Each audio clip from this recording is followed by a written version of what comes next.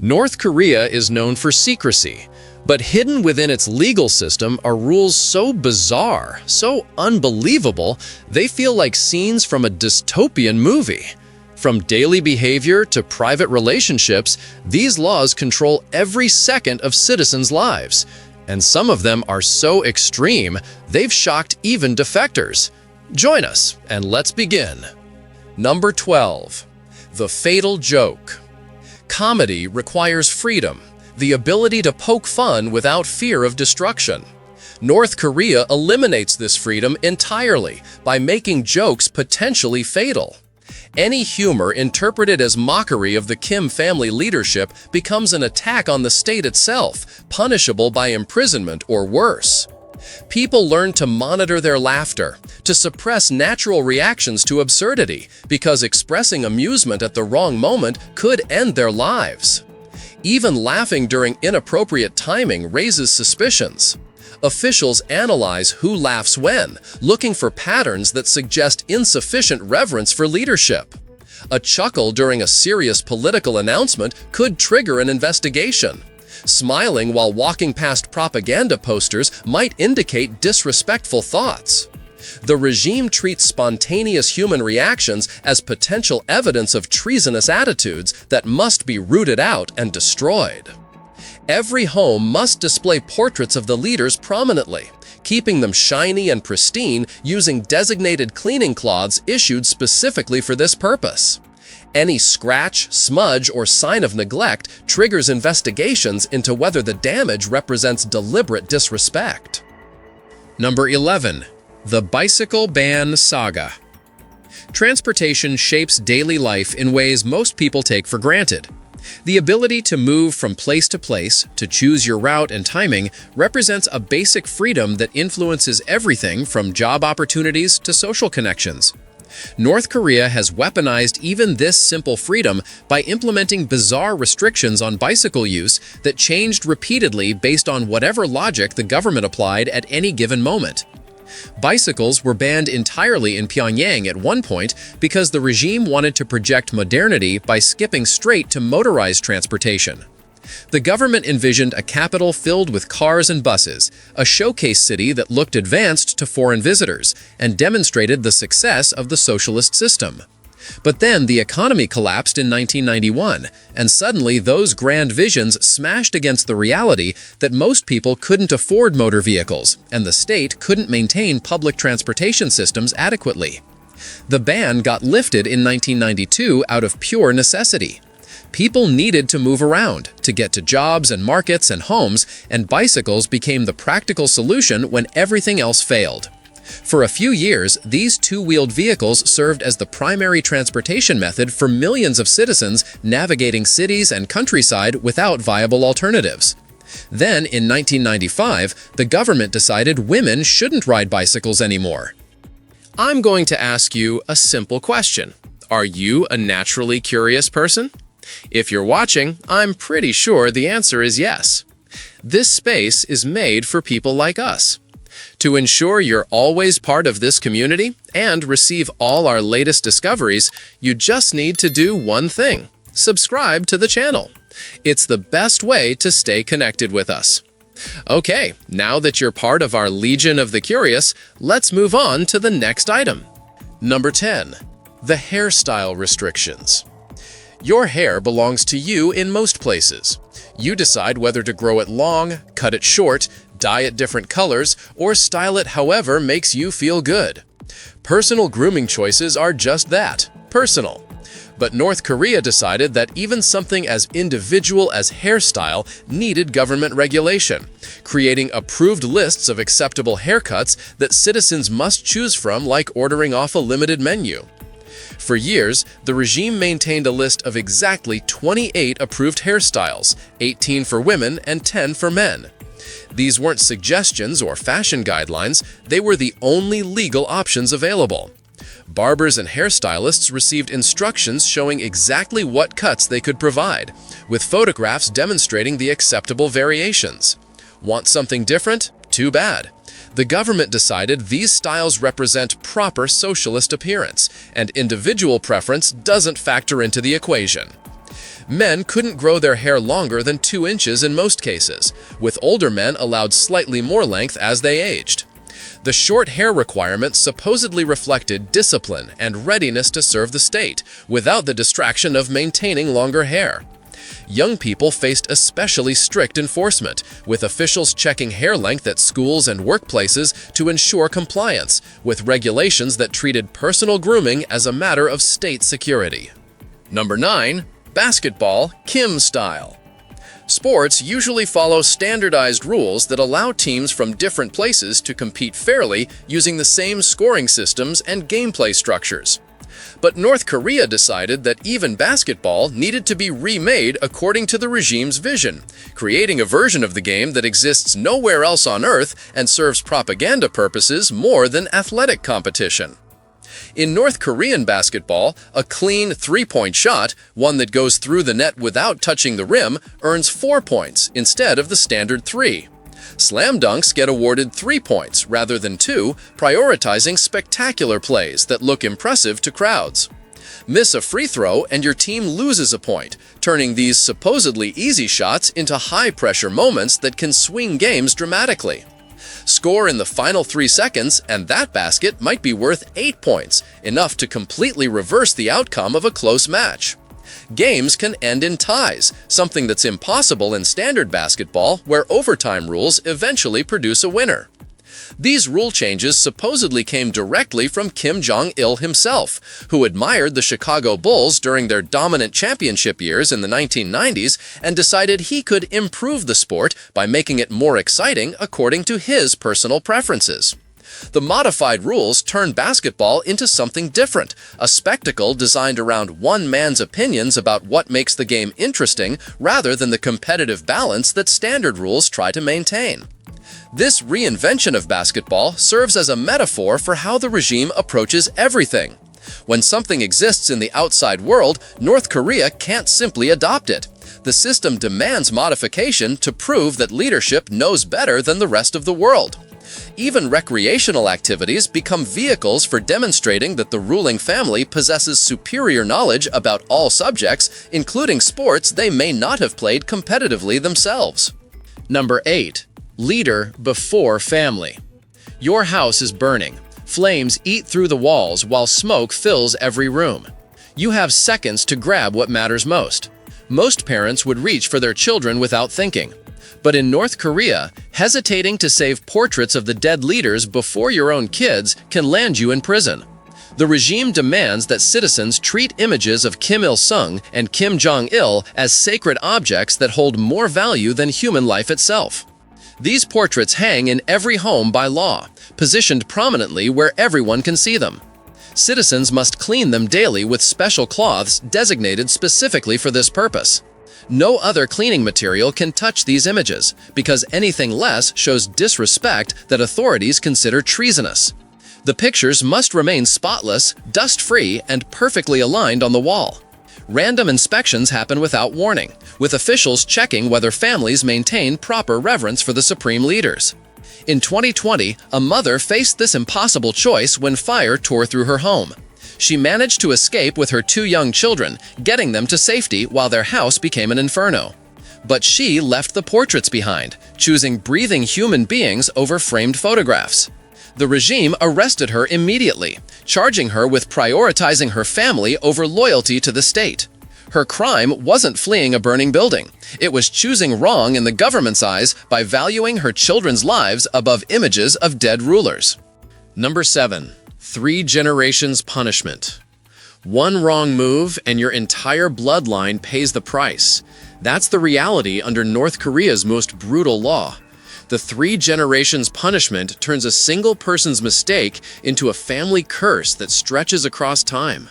Your parents get locked up, your kids end up behind bars.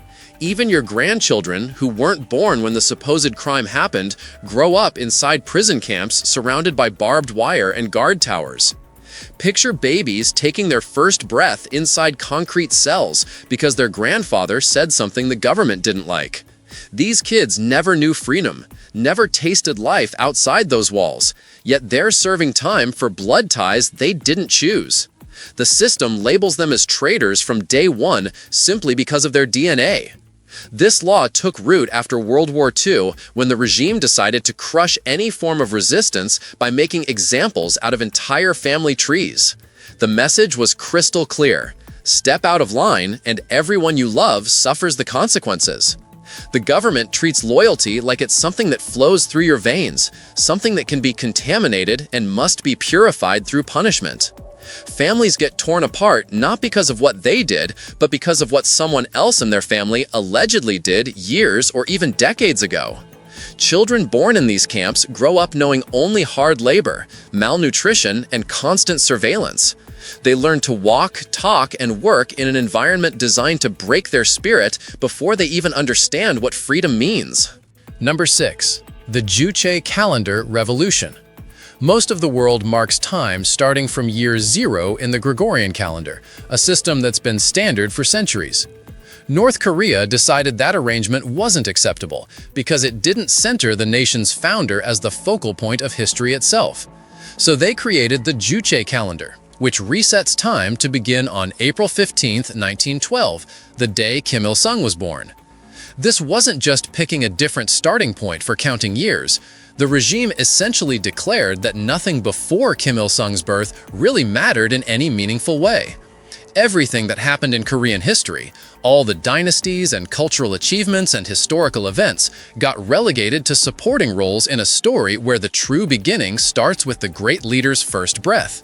It's like the government grabbed a marker and drew a line through time, announcing that real history only begins on one side of that line.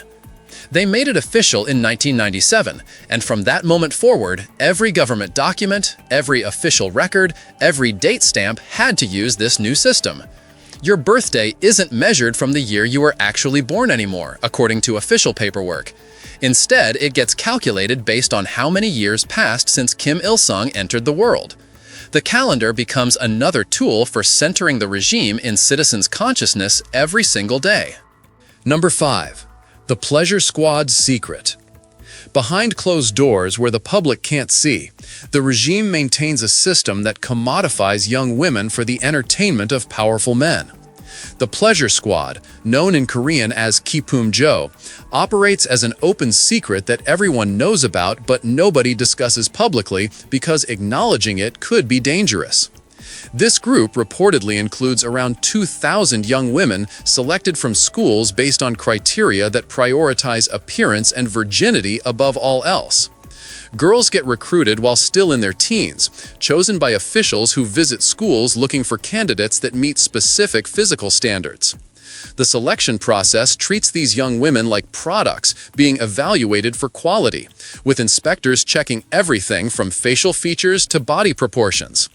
Once selected, the girls enter a system where they exist to serve high-ranking government and military officials through singing, dancing, and providing services that the regime never officially acknowledges, but that defectors consistently describe.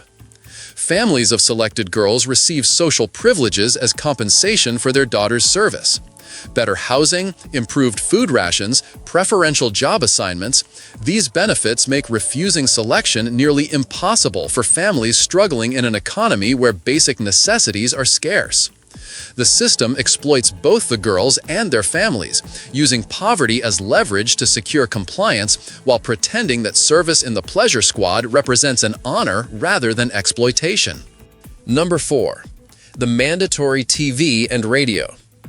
Walk into any North Korean home and you'll find certain items that homeowners didn't choose to install. Every residence must have a government-issued radio, a device that cannot be turned off completely. The best you can do is lower the volume, but even then the broadcast continues, a constant presence in every home pumping out propaganda, state announcements, and approved music from dawn until late at night. These radios come preset to government stations only. Citizens can't tune them to different frequencies or access broadcasts from outside the country. The devices are designed specifically to prevent tampering, with mechanisms that make modifying them difficult and risky, since inspectors randomly check homes to ensure the radios remain in their original configuration.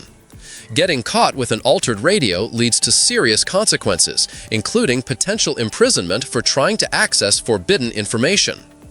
Television works similarly for those who can afford sets. The government controls all programming across the limited channels available, broadcasting approved content that serves state purposes rather than viewer entertainment or information needs. Shows glorify leadership, dramatize historical narratives that support regime mythology, and present news carefully filtered to align with official positions. There's no channel surfing to find something interesting because everything available comes from the same source with the same agenda. Number 3. Mandatory mourning. July 8th marks the death of Kim Il-sung back in 1994, and every year the entire country stops. Not in the natural way people pause to remember someone important, but through forced silence backed by threats of violence. The government mandates complete mourning across North Korea, turning grief into a required performance where everyone must play their part perfectly or face severe punishment. Smiling becomes illegal on this date. Laughter could get you sent to labor camps. Even celebrating your own birthday on July 8th violates the law because personal joy cannot coexist with national mourning. Citizens wake up knowing they must display sadness regardless of their actual feelings. They arrange their faces into expressions of loss, forcing tears if necessary, because surveillance teams watch for anyone who fails to show proper grief.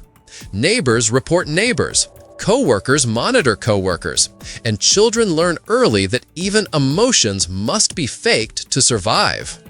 When Kim Jong-il died, the regime imposed 11 days of strict mourning. For nearly 2 weeks, the entire population had to demonstrate visible sadness every waking moment. People who didn't cry hard enough during public gatherings faced interrogation. Number 2. Forced career assignment. Graduation day should mean possibility, that moment when life opens up and different paths appear. But North Korean students finishing high school face something completely different. The government decides their careers for them, assigning jobs based on state needs rather than individual talents, interests, or abilities. There's no application process, no interviews, no choice in the matter whatsoever. When Kim Jong-un came to power, thousands of graduates received notices directing them to Taehongdan, a remote region where they'd spend their lives growing potatoes. Not for a few years as temporary workers, but forever. These young people, fresh out of school, got shipped to agricultural zones where they'd build their own houses with their bare hands and work the same fields until they died. The government expected them to pass this career down to their children, creating generational potato farmers whether anyone wanted that life or not. This system treats people like interchangeable parts in a machine designed only to serve state objectives. A student who excels at mathematics might end up in manual labor. Someone with artistic talent could spend decades in a factory. Personal dreams get crushed before they fully form because the concept of choosing your own path doesn't exist. The government views individual desires as threats to collective planning, treating aspirations as dangerous luxuries that undermine social control. Number 1. The fake border villages. Drive along the border between North and South Korea, and you'll see what looks like a prosperous village on the northern side. Buildings stand several stories tall, painted in bright colors that catch the eye. Windows suggest homes where people live normal lives. From a distance, it presents an image of a community thriving under the North Korean system, a showcase of success visible to anyone looking across the demilitarized zone. Except nobody lives there. The whole village is fake, a movie set built at enormous expense for the sole purpose of propaganda. Those buildings are hollow shells with no interior rooms, no furniture, no signs of actual human habitation. The windows are just painted on or covered with glass that reveals nothing behind it because there's nothing there to see.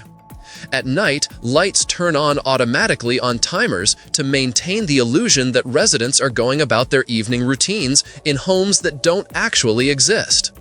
This place, known as Kijangdong, or Peace Village according to North Korean propaganda, supposedly represents agricultural workers living in modern comfort. The regime built it specifically to be visible from the South Korean side, creating a false impression meant to suggest that life in the North offers comparable or superior conditions to what exists in the South. The whole structure exists purely for psychological warfare, an elaborate lie constructed in concrete and paint. The fake village includes a massive flagpole, one of the tallest in the world, flying an enormous North Korean flag that weighs hundreds of pounds when dry and becomes even heavier when wet. The pole itself became part of a bizarre competition with South Korea, each side building taller flagpoles in a contest to literally have their flag flying higher than their neighbors. The North Korean pole reaches about 525 feet into the sky, dominating the visual landscape and ensuring their flag can be seen from miles away. Still curious? Then don't stop now. The next mystery is already waiting for you. Just click the video on screen. I saved it just for you. See you there, curious one.